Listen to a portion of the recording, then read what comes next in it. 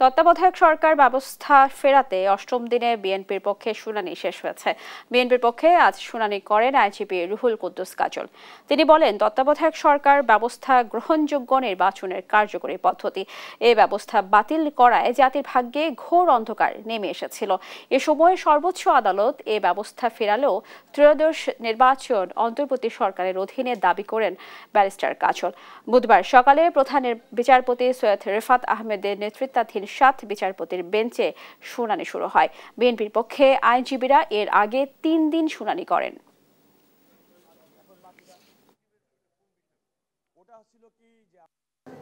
আগামী যে নির্বাচন ফেব্রুয়ারি 2026-এর মধ্যে, তার অধীনে এই নির্বাচন হবে এমনটি আমি মনে করি নাই, এবং আদালতের যে রায়, যেটা আমি বলেছি পরবর্তী নির্বাচন, সুতরাং এই নির্বাচন পরবর্তী থেকে এইটি বিধানটি কার্যকর হবে এমনটি আমি আদালতের সামনে উপস্থাপন করেছি।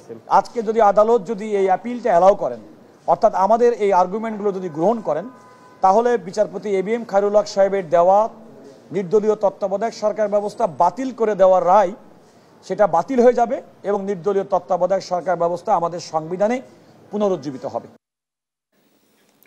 দর্শক, তত্ত্বাবধায়ক সরকার ব্যবস্থা ফেরাতে চলছে আপিল শুনানি। এ নিয়ে আরো জানাতে সরাসরি যুক্ত হচ্ছেন সহকর্মী সাবরিনা মজুমদার। সাবরিনা, আপনি আমাদের জানাবেন রুহুল কুদ্দুস কাজলের পর কে আছেন শুনানিতে বা শুনানি নিচ্ছেন, আর কি বললেন ব্যারিস্টার কাজল?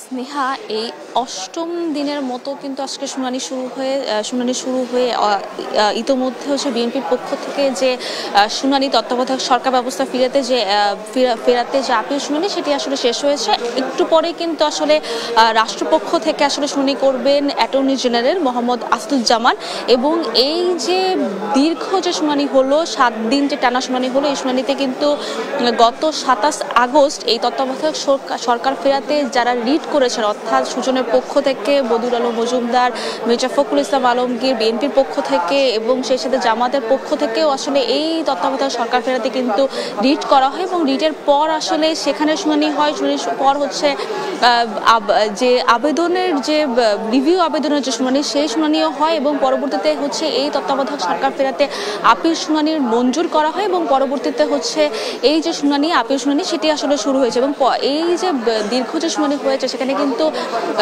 যার পক্ষ থেকে আসলে আইনজীবীরা বোঝাতে চেয়েছেন যে আসলে এই যে তত্ত্বাবধায়ক সরকার ব্যবস্থা যদি ফিরিয়ে আনা হয়, তাহলে আসলে গণতন্ত্র প্রতিষ্ঠিত হবে রাষ্ট্রে, এবং সেই সাথে এই যে গেল যে 15 বছরের শাসনামল, অর্থাৎ সাবেক প্রধানমন্ত্রী শেখ হাসিনা কিন্তু এই তত্ত্বাবধায়ক সরকার ব্যবস্থা বাতিল করে দিয়ে আসলে একনায়কতন্ত্র প্রতিষ্ঠিত করতে চেয়েছিলেন, এবং সেই সাথে এই যে সাবেক বিচারপতির খায়রুল হকেরও কিন্তু কথা এখানে উঠে আসে, এবং তিনি যে এই যে আইনে অর্থাৎ তত্ত্বাবধায়ক সরকার ফেরানোর বাতিল করে যে রায় দেয়, সেই রায়ের যে পরতে ভুল ছিল, সেগুলো কিন্তু আসলে তুলে ধরা হবে। আজকেও হচ্ছে সেটি ফল হয়নি।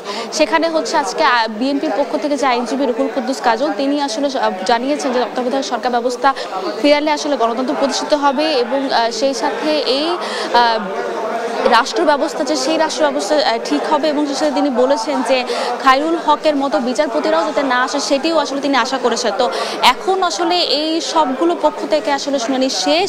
এখন হচ্ছে অ্যাটর্নি জেনারেল শুনানি শুরু করবেন, এবং শুনানি শুরু করার পর আসলে রাষ্ট্রপক্ষ থেকে আসলে কি যুক্তিতর্ক আসলে তুলে ধরে, সেটি আসলে আমি আপনার মাধ্যমে দর্শকদের জানাতে পারবো। তো এখন পর্যন্ত তত্ত্বাবধায়ক সরকার ফেরানো নিয়ে এই ছিল সর্বশেষ খবর।